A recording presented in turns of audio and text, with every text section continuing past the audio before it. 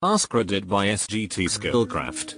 Richard Feynman said, "Never confuse education with intelligence. You can have a PhD and still be an idiot." What are some real-life examples of this? My ex-boyfriend's mother was a linguistics professor and knew over 10 languages. She was also one of the dumbest people I've ever met. Some examples: she believed that in case of emergency stewardesses catapult out of the plane. She was also convinced donating blood causes some blood disease and you can die because of it. But my favorite one was when she said her son's orthopedic problems are not a result of a serious injury he had. His knee hurts because he eats too much ketchup.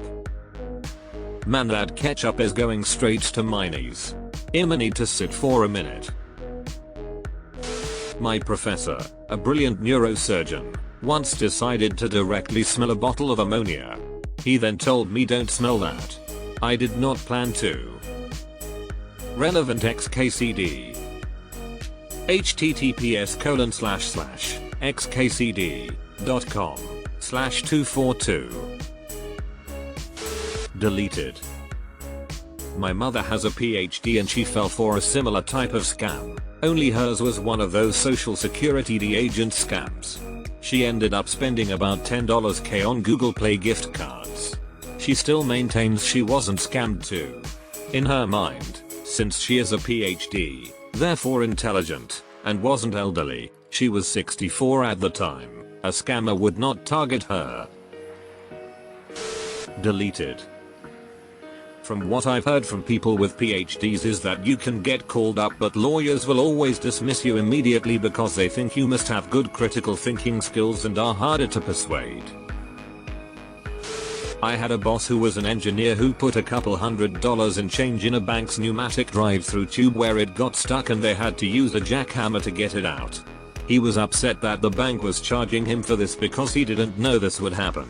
They had large signs saying not to put change in the tubes, including on the tubes themselves. He just filled the thing with random change, not in rolls or anything. Like he thought it was a fucking coinster? That's hilarious, unless you were in line behind him. I have a PhD, and I work with a bunch of PhDs. Basically, a lot of them think that because they succeeded in one area, they are an expert in every other area of life. And they always have strong opinions about everything. I think it's also called a PhD syndrome. I think my imposter syndrome cannibalized my PhD syndrome. My first call at my first job was in a medical laboratory.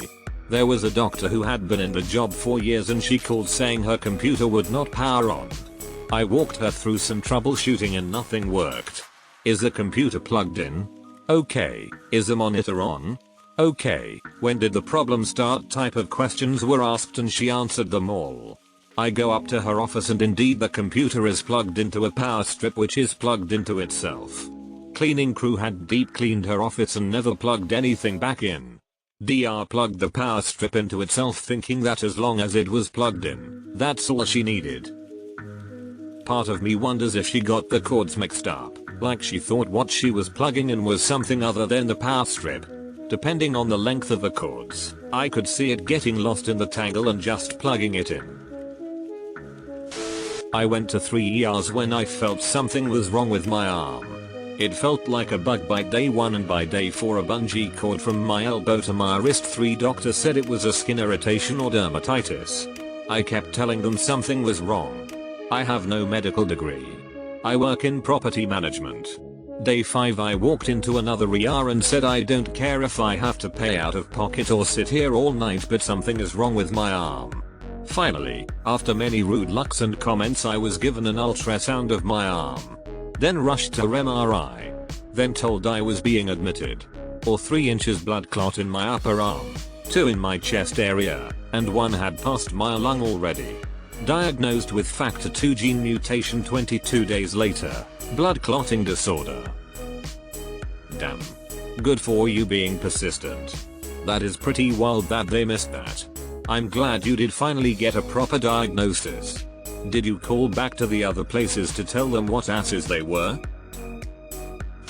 My wife's stepfather was a chemist who currently has diabetes. One night he went to the ER because his blood sugar was dangerously high. He claimed he was eating well. He normally doesn't, so there's no reason why his blood sugar was high.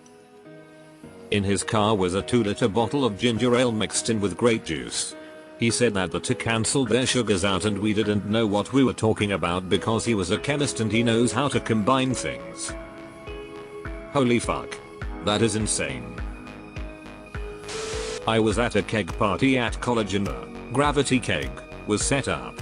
Someone complained that the beer was not flowing, so I checked that the keg was still almost full. Turns out someone closed the air intake on top. I opened the intake and poured myself a beer. Problem solved. A few minutes later someone else complains the beer is out. I told them the keg was full a few minutes ago and it was a tap problem that I fixed. They told me they just came from the keg. I go back to the keg and find the intake was closed again. Opened it and poured the young lady who said it was empty a beer. As she is leaving my suitemate comes in and goes to the intake can closes it. Now my suitemate is a straight A student who gets all A's mostly due to his photographic memory. Back to the keg. So I tell him that he needs to leave the intake open to let air in to displace the beer coming out of the lower tap. Either. I seriously fucking hope that was not a real response. Peter Duisberg, molecular biologist who works as a researcher at UC Berkeley and has an otherwise stellar career and well known for his work, became an AIDS denialist, claiming there's no link between HIV and AIDS. Led countless people down the rabbit hole, including many who were HIV positive. These individuals ended up infecting others and refusing antiretroviral therapies. This included an AIDS denialist activist named Christine Marchior who infected her infant through breastfeeding thinking hey it's not a big deal it's just HIV it doesn't cause AIDS. Kary Mullis, who won the Nobel Prize for inventing PCR, also questioned the link between HIV and AIDS. I chatted with him on a plane once and he was indeed pretty dumb. Edit, dumb in many ways, but clearly unique and smart in others. I'm not here to bash Kary Mullis because PCR is cool as hell and he seemed cool in some ways too. I worked it for a hospital. I was speaking to a doctor who forgot his password. While he was spelling his name phonetically over the phone, he said, Z as in xylophone. Needless to say, my eyebrows raised. I work in software development for a major chain of hospitals. One of the executives, MD, asked me to make a substantial UI change to a product owned by McKesson. Them just change the colors, it's simple, my teenager could do it. Me I can make the request of the vendor. Them that's ridiculous, you just need to go in there and change it. Out of spite I made the request with the vendor, and they came back with a quote that was more than to liver transplants. The executive told my CTO I was being difficult and couldn't perform simple tasks. He literally did not understand that vendor software was different than a Wix website. I worked with a girl that graduated from Brown. She would never shut up about it, always Brown this and Brown that. I went to a state school and it was apparent that she looked down on anyone that didn't attend an Ivy League school. So one day she was doing that and I couldn't stop myself. I said something like, oh, you went to Brown and yet, here we are, together in the same place, doing the same job. I had someone on my shift who wouldn't shut up about being older and college educated. She was 3 ranks below me. She had no grasp on the concept of experience. I worked for a statistician who had a PhD in statistics and was dumb as a post. Otter. I worked with this really smart guy who happened to have a PhD, and as he said it, all that means is I did the work for a PhD. I worked with a climate scientist who could analyze climate data like nobody's business, but if you wanted him to do literally anything else you had to hold his hand the entire time. Zero common sense. 2. The senior staff at that office idolized him because of the PhD after his name, but one time he was in a car accident in a work vehicle. Also his fault, and I asked for a copy of the police report for insurance purposes, and he said he didn't get one because I thought you handled that. Why would I, who was not present at the time of the accident, have the police report that was written at the time of the accident? The other guy that you ran into has one. My ex-wife with a PhD in neuroscience driving my car around with the handbrake on, calling me to ask about the noise and smell. My college roommate, smartest person I've ever met, spent nearly an hour trying to shove a desk back into the corner of our room at an angle. She wouldn't listen to me because, in her words, she got this. After she finally gave up, I walked over, pulled the desk out completely and straightened it with the wall, and pushed it back in. One movement, no struggle. Many a time we had where I'd realize she might be the smart one, but I've got more common sense. That's spatial reasoning stuff, and just one indicator of how there are many different types of intelligence. While I wouldn't struggle with that because my spatial reasoning is pretty decent if the problem is visually in front of me, I would totally struggle with that problem if I was asked to do it in my head. Since I'm an infant, I cannot mentally visualize. Edit. I was schooled that there are not different types of intelligence. What I was describing are skills and abilities often conflated, but not representing, with intelligence. Not quite PhD. But I was at a party, in the UK, full of med students, and stereotypically everyone was off their face drunk. Well, some guy fell over and broke his collarbone and immediately got rushed by a dozen of them, all fussing and asking him the same questions over and going through the checklist. Half an hour later and he's still on the couch in pain, and I go in to ask if anybody knows why the ambulance is taking so long. Nobody had an answer because nobody had called one. A party full of medical students hadn't called an ambulance or made any transport arrangements for a guy in severe pain with a broken clavicle. Idiots. That's actually super common in emergencies when there's a group of any kind. One of the first things you learn in a lifeguard certification course is to identify a single person to instruct to call 911. Never just yell out someone call 911 or assume that it's been done because everyone in the group is assuming someone else did it already. It's not necessarily that everyone forgot about it, just that everyone assumed it was the logical first step that someone else would have taken already. I had a professor for higher mathematics who had real difficulties figuring out how to extract a cup of coffee from the vending machine. Bless him. I had a student job doing it for the classroom equipment at my college. My job wouldn't have existed if having a PhD meant you could figure out technology. Me masters in cybersecurity and can't help my 5th grader with his math homework. I have a PhD and I am an idiot in most respects.